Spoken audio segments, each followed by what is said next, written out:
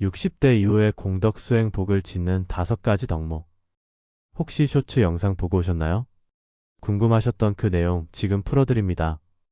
60이 넘으면 말 한마디, 표정 하나가 복이 되거나 업이 됩니다. 지금까지는 살아온 대로 살았다면 이제부터는 남은 날을 공덕으로 채우는 삶으로 바꿔야 할 때입니다. 부처님께서도 80세에 입적하시기 전까지 한순간도 중생들을 위한 자비를 멈추지 않으셨습니다. 그분은 인생의 마지막까지 공덕을 쌓는 것이 참된 지혜라고 말씀하셨습니다. 오늘은 60대와 70대에 꼭 필요한 5가지 덕목에 대해 말씀드리겠습니다. 옛 스님들은 나이가 들수록 마음은 더욱 맑아져야 한다고 하셨습니다. 첫 번째 덕목 온화함 마이너스 품는 힘의 깊은 수행. 이것은 참는 게 아니라 품는 힘입니다. 많은 분들이 온화한 사람은 그저 화를 참는 사람이라 생각합니다. 그러나 부처님께서는 참는 것을 넘어서 품는 것을 가르치셨습니다. 참는 건 억제지만 품는 건 수용입니다. 부처님의 제자 중 안한존자가 있었습니다. 어느 날 성격이 급한 한 비구가 안한존자에게 거칠게 말했지만 안한존자는 화내지 않고 따뜻한 미소로 응답했습니다. 그 비구는 나중에 자신의 무례함을 깨닫고 깊이 참회했다고 합니다. 이것이 바로 품는 힘의 신뢰입니다. 온화함의 깊은 수행법. 온화함을 기르려면 먼저 화가 일어나는 순간을 알아차려야 합니다. 화는 마치 갑자기 타오르는 불과 같아서 순식간에 퍼집니다. 하지만 수행자는 그 불이 일어나는 첫 순간을 놓치지 않습니다. 아, 지금 화가 나려고 한다. 이렇게 알아차리는 순간 이미 반은 성공한 것입니다. 다음 단계는 호흡 수행입니다. 숨을 들이쉴 때는 화가 일어남을 알아차립니다. 숨을 내쉴 때는 화를 연민으로 바꿉니다. 이 호흡을 7번만 반복해 보세요. 놀랍게도 마음이 차츰 누그러지는 것을 느낄 수 있습니다. 그런데 여기서 끝이 아닙니다. 진정한 온화함은 상대방을 품는 데서 완성됩니다. 그 사람이 왜 그런 말을 했을까요? 아마도 그 사람도 마음이 아팠을 것입니다. 상처받은 사람이 상처를 주는 법이니까요. 이렇게 생각하면 화가 연민으로 바뀝니다. 저 사람도 참 고생이 많구나. 이 한마디가 내 마음을 살리고 상대방도 구원합니다. 온화함의 일상 수행법. 아침에 눈 뜰 때 이렇게 다짐해 보세요. 오늘 하루 누구에게도 상처 주지 않겠습니다. 오늘 만나는 모든 사람을 부처님 보듯 하겠습니다. 화장실 거울 앞에서도 수행할 수 있습니다. 내 얼굴을 보며 미소 짓는 연습을 해보세요. 처음엔 어색하지만 점점 자연스러워집니다. 나를 괴롭혔던 자식의 말, 속상했던 가족의 태도도 그저 지나가는 인연으로 보고 품어주는 것. 그 순간 우리의 얼굴에서 분노가 사라지고 마음에 공덕이 쌓이기 시작합니다. 온화한 사람 곁에는 자연스레 사람이 모입니다. 말보다 기운이 따뜻한 사람, 그 사람에게 복이 머물기 때문입니다. 경전에는 온화한 마음은 1000개의 좋은 약보다 낫다는 말씀이 있습니다. 실제로 한 70대 할머니는 성격이 까칠하여 자식들이 멀어졌는데 부처님의 가르침을 따라 온화한 마음을 기르니 가족들이 다시 가까워졌다는 이야기가 있습니다. 실천 방법을 제안드립니다. 하루에 딱 한 번, 나를 불편하게 한 사람을 연민으로 바라보는 연습을 해보세요. 그 순간 내 얼굴의 주름이 복으로 바뀌기 시작합니다. 두 번째 덕목 감사 마이너스 불만 대신 있는 그대로 수용하기. 이것은 불만 대신 있는 그대로를 수용하는 것입니다. 감사는 특별한 날에만 하는 게 아닙니다. 아침에 눈을 떴다는 사실, 오늘도 밥을 먹을 수 있다는 것, 지금 숨 쉬고 있다는 이 사실조차 공덕입니다. 부처님께서 탁발을 다니실 때의 일화가 있습니다. 어느 가난한 노파가 자신이 먹을 쌀 한 숟가락을 부처님께 공양했는데 부처님은 그 작은 공양을 천금보다 귀하게 여기셨습니다. 그 노파는 가진 것은 적었지만 감사하는 마음이 컸기 때문입니다. 감사의 깊은 수행법. 감사는 단순히 고맙다고 말하는 것이 아닙니다. 진짜 감사는 존재 자체에 대한 경외심입니다. 아침에 일어나자마자 이렇게 해보세요. 눈을 감고 심장 소리를 들어보는 것입니다. 똑똑똑. 쉬지 않고 뛰는 이 소리가 바로 생명의 북소리입니다. 이 북소리를 들으며 이렇게 생각해 보세요. 내가 잠든 사이에도 심장은 나를 지켜주었구나. 내가 모르는 사이에도 몸의 모든 기관이 일하고 있었구나. 이것이 바로 존재 감사법입니다. 다음은 오감 감사법입니다. 눈을 떠서 보이는 모든 것에 감사하세요. 햇살, 나무, 새소리, 바람. 귀로 들리는 모든 소리에 감사하세요. 가족의 발소리, 차 소리, 라디오 소리까지도. 코로 맡는 모든 냄새에 감사하세요. 밤 냄새, 꽃 냄새, 심지어 약간 쿰쿰한 냄새도. 입으로 맛보는 모든 것에 감사하세요. 물 한 모금의 시원함까지도. 몸으로 느끼는 모든 감각에 감사하세요. 따뜻함, 시원함, 부드러움, 거칠음까지도. 감사일기의 특별한 방법. 많은 분이 감사일기를 쓰지만 오래 지속되지 않습니다. 왜일까요? 너무 형식적으로 쓰기 때문입니다. 진짜 감사일기는 이렇게 씁니다. 오늘 버스에서 할머니가 자리를 양보해 주셨다. 그 순간 내 마음이 따뜻해졌다. 그 할머니의 친절이 하루 종일 내 얼굴에 미소를 머물게 했다. 구체적일수록 좋습니다. 감정까지 함께 적으면 더욱 좋습니다. 감사는 마음의 근육과 같아서 자주 쓸수록 강해집니다. 불만이 많은 사람은 하루를 뺏깁니다. 감사하는 사람은 하루를 되찾습니다. 부처님은 감사할 줄 아는 이는 가난해도 부자이며 불만 많은 이는 부자라도 가난하다 하셨습니다. 실제로 어떤 60대 분은 매일 감사일기를 쓰기 시작한 후 우울했던 마음이 밝아지고 건강도 좋아졌다고 합니다. 감사하는 마음은 면역력을 높이고 스트레스 호르몬을 줄인다는 연구 결과도 있습니다. 매일 저녁 감사한 일 3가지를 손으로 적어보세요. 그것이 당신의 공덕 통장을 채우는 첫 번째 입금입니다. 3번째 덕목 지혜로운 침묵 마이너스 말이 적을수록 복이 쌓이는 법. 말이 적을수록 복이 쌓입니다. 부처님께서는 침묵을 가장 위대한 언어라 하셨습니다. 60이 넘으면 말이 칼이 됩니다. 자식에게, 배우자에게 무심코 던진 말이 업이 되어 돌아오곤 합니다. 부처님의 제자 중 마하가섭 존자는 침묵의 수행으로 유명했습니다. 그는 많은 말 대신 깊은 미소 하나로 부처님의 법을 이해했고 그 침묵 속에서 진리를 깨달았습니다. 이것을 염화미소라고 부르며 말하지 않아도 통하는 깊은 소통의 전형이 되었습니다. 침묵 수행의 단계별 방법. 첫 번째 단계 말하기 전 3초 기다리기. 말이 입 끝까지 올라왔을 때 잠깐 멈춰보세요. 이 말이 꼭 필요한가? 이 말이 상대방에게 도움이 될까? 이 말이 나에게 공덕이 될까? 이 3가지 질문 중 하나라도 아니다라면 말하지 마세요. 두 번째 단계 하루 1시간 침묵 수행. 매일 같은 시간에 1시간씩 침묵으로 지내보세요. 처음엔 어색하고 답답하겠지만 점점 마음이 고요해집니다. 이 시간에는 말하지도 않고 TV나 라디오도 끄고 핸드폰도 보지 마세요. 오직 자신의 호흡과 마음만 관찰하는 시간입니다.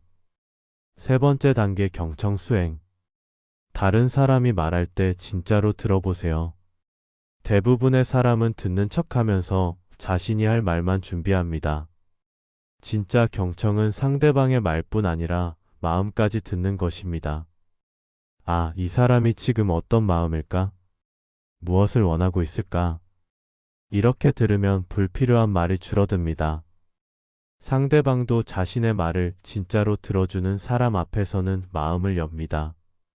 침묵이 주는 놀라운 효과. 침묵은 회피가 아니라 선택입니다. 말하지 않아도 전해지는 눈빛과 미소, 그 속에 복이 깃듭니다. 어느 스님은 말이 줄어들수록 지혜가 늘어난다고 하셨습니다. 실제로 한 할아버지는 손자에게 잔소리를 그치고 따뜻한 침묵으로 품어주니 손자가 먼저 다가와 고민을 털어놓기 시작했다고 합니다. 침묵 수행을 하면 이런 변화가 일어납니다. 마음이 차분해집니다. 직감력이 예리해집니다. 말의 무게가 달라집니다. 사람들이 당신의 말을 더 귀담아 듣습니다. 불필요한 갈등이 줄어듭니다. 하루에 한 번 꼭 하고 싶은 말이 있을 때 멈추고 심호흡을 해보세요. 이 말이 나와 상대에게 복이 되는가? 스스로 물어보는 것, 그것이 지혜의 시작입니다. 네 번째 덕목 기도와 정진 마이너스 욕심을 줄이고 공덕을 쌓는 삶. 이것은 욕심을 줄이고 공덕을 쌓는 삶입니다. 기도는 단지 말이 아니라 의도를 심는 것입니다. 매일같이 반복된 욕심과 걱정을 내려놓고 그 자리에 자비와 평화를 심는 것이 바로 공덕입니다. 부처님께서 보리수 나무 아래에서 깨달음을 얻으시기 전 49일간 정진하셨던 것처럼 꾸준함이 중요합니다. 기도의 깊은 의미와 방법. 기도는 신에게 무언가를 달라고 요구하는 것이 아닙니다. 기도는 내 마음을 정화하고 좋은 의도를 심는 작업입니다. 진짜 기도는 이렇게 시작됩니다. 제가 오늘 하루 선한 일을 하게 도와주세요. 제 마음에서 미움과 시기심을 제거해 주세요. 제 말과 행동이 누군가에게 위로가 되게 해주세요. 자신을 위한 기도보다 남을 위한 기도가 더 큰 공덕을 만듭니다. 새벽 기도의 특별한 방법을 알려드리겠습니다. 새벽 5시 모든 것이 고요한 시간에 일어나세요. 이 시간은 하루 중 가장 맑은 기운이 흐르는 시간입니다. 먼저 찬물로 세수하며 정신을 맑게 합니다. 그리고 조용한 곳에 앉아 향을 피웁니다. 향 연기가 올라가는 것을 보며 내 마음도 함께 정화되기를 기원합니다. 정진의 실제적 방법. 정진이란 욕심을 줄이고 남을 도우며 살아가는 것입니다. 60대 이후 삶이 버겁다면 기도의 힘으로 방향을 바꿔야 할 때입니다. 매일 할 수 있는 작은 정진을 시작해 보세요. 새벽 기도 하루를 시작하는 마음가짐을 정화합니다. 공양 음식을 먹기 전 감사하는 마음으로 잠시 묵념합니다. 보시 작은 것이라도 누군가를 돕는 일을 합니다. 지게 해로운 말과 행동을 하지 않겠다고 다짐합니다. 인욕 화나는 일이 있어도 참고 품어줍니다. 나이가 들어서도 매일 새벽 예불을 드리는 할머니가 있었습니다. 처음엔 습관으로 시작했지만 점점 마음이 평안해지고 가족들도 그 할머니 곁에 있으면 마음이 편해진다고 했습니다. 이것이 바로 기도의 힘입니다. 욕심을 줄이는 구체적 방법. 욕심은 끝이 없습니다. 하나를 얻으면 또 다른 것을 원하게 됩니다. 60대가 되면 이제 채우는 삶이 아니라 비우는 삶을 살아야 합니다. 옷장을 한번 정리해 보세요. 1년 이상 입지 않은 옷들이 얼마나 많은지 보십시오. 이런 옷들을 필요한 사람에게 나누어 주면서 마음도 함께 비워보세요. 음식도 마찬가지입니다. 배가 80% 찰 때 숟가락을 놓으세요. 더 먹고 싶다는 욕심을 내려놓는 연습입니다. 어떤 스님은 기도는 마음의 청소라고 하셨습니다. 매일 쌓이는 먼지를 청소하듯 매일 쌓이는 번뇌를 기도로 닦아내는 것입니다. 하루 1분 부처님 앞에 앉아 이렇게 기도해 보세요. 저의 말과 마음이 누군가에게 이로움이 되길 바랍니다. 오늘 하루 공덕이 흐르길 바랍니다. 5번째 덕목 자식에게 집착이 아닌 기도 마이너스 복은 기도로 흐른다. 복은 기도로 흐릅니다. 많은 부모님들이 자식 걱정에 잠을 못 주무십니다. 하지만 부처님은 말씀하셨습니다. 걱정은 업을 만들고 기도는 복을 만든다. 부처님의 어머니 마야 부인이 부처님을 낳은 후 일찍 돌아가셨지만 천상에서 아들을 위해 늘 기도했다고 합니다. 그 기도의 공덕이 부처님의 성도에도 도움이 되었다고 전해집니다. 이것이 진정한 어머니의 사랑, 기도하는 사랑입니다. 자식을 위한 진짜 기도법. 자식을 바꾸고 싶은가요? 그 바람을 내려놓고 자식을 위한 공덕을 지으세요. 그것이 진짜 부모의 힘입니다. 자식 걱정으로 밤잠을 설치는 대신 이렇게 해보세요. 밤 11시 자식이 어디에 있든 상관없이 조용히 앉아서 기도하세요. 우리 아이가 지금 어디에 있든 평안하게 하소서. 우리 아이의 마음에 밝은 지혜가 피어나게 하소서. 우리 아이가 좋은 사람들을 만나게 하소서. 이때 중요한 것은 아이의 얼굴을 떠올리면서 하는 것입니다. 화나고 실망스러운 모습 말고 아이가 가장 예뻤던 순간을 떠올리세요. 그 얼굴을 보며 기도하는 것입니다. 걱정을 기도로 바꾸는 방법. 걱정이 올라올 때마다 이렇게 바꿔보세요. 아이가 취업이 안 될까봐 걱정돼. 우리 아이에게 좋은 기회가 오게 하소서. 아이가 결혼을 안 할까봐 걱정돼. 우리 아이가 좋은 인연을 만나게 하소서. 아이가 아플까봐 걱정돼. 우리 아이가 건강하게 하소서. 걱정은 부정적 에너지를 만들어 오히려 안 좋은 일을 끌어들입니다. 기도는 긍정적 에너지를 만들어 좋은 일을 끌어들입니다. 한 어머니는 취업이 안 되는 아들을 걱정하며 잔소리만 하다가 대신 매일 아들을 위해 기도하기 시작했습니다. 몇 달 후 아들이 좋은 직장을 구했을 뿐 아니라 어머니와의 관계도 훨씬 좋아졌다고 합니다. 집착을 놓아주는 지혜. 부처님께서는 자식에 대한 집착을 내려놓을 때 진정한 사랑이 시작된다고 하셨습니다. 집착과 사랑은 다릅니다. 집착은 내가 원하는 대로 되어야 한다는 것이고, 사랑은 내가 행복하면 그것으로 족하다는 것입니다. 자식이 결혼을 안 한다고 해서 불행한 것은 아닙니다. 자식이 내가 원하는 직업을 갖지 않았다고 해서 실패한 것은 아닙니다. 자식에게는 자식만의 인생이 있습니다. 60대가 되면 이제 자식의 인생에서 한 발 물러서야 할 때입니다. 걱정하고 간섭하는 대신 멀리서 기도로 응원해주는 것입니다. 실제로 이렇게 해보세요. 자식과 통화할 때 이거 해라, 저거 해라 하는 대신 엄마가 널 위해 기도하고 있다고 말해보세요. 자식 이름을 불러가며 하루 3번 이렇게 기도해보세요. 이 아이에게 복이 흐르게 하소서. 이 아이의 마음에 밝은 지혜가 피어나게 하소서. 마무리 말씀 복 짓는 삶의 시작. 이제 마무리 말씀드리겠습니다. 인생 후반의 전환점에서 기억하실 것은 이것입니다. 60대는 복을 닦는 시작이고 70대는 그 복을 나누는 시기입니다. 돈보다 중요한 건 마음이고 자식보다 소중한 건 내 삶입니다. 부처님께서는 늙음도 병도 죽음도 두려워하지 말라. 공덕이 없음만 두려워하라고 하셨습니다. 나이가 들어감은 단순히 시간이 지나가는 것이 아니라 더 많은 공덕을 쌓을 기회가 주어지는 것입니다. 어떤 80세 할아버지는 젊을 때는 돈을 벌었지만 이제는 복을 번다고 하셨습니다. 그분은 매일 동네를 청소하고 어려운 이웃을 도우며 늘 웃는 얼굴로 사셨습니다. 그 결과 온 동네 사람들이 그분을 할아버지라 부르며 따랐습니다. 오늘부터 이렇게 시작해보세요. 아침에 눈 뜨면 오늘도 좋은 하루를 주셔서 감사합니다. 화날 일이 있으면 3초 멈추고 심호흡하기. 식사 전에 잠깐 묵념으로 감사하기.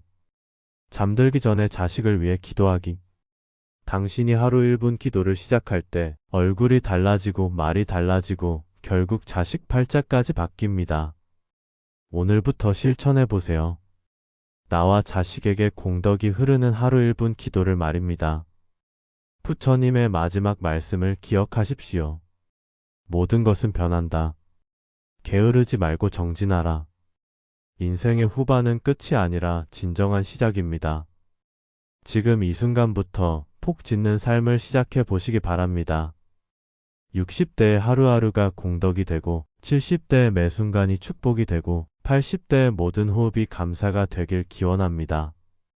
매일 실천할 수 있는 간단한 체크리스트. 마지막으로 매일 실천할 수 있는 체크리스트를 드립니다. 복잡하면 오래 지속되지 않으니까요.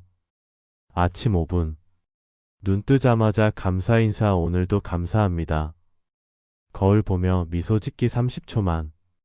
오늘의 다짐 누구에게도 상처 주지 않겠습니다. 낮 수시로. 화날 때 3초 멈춤 심호흡 3번.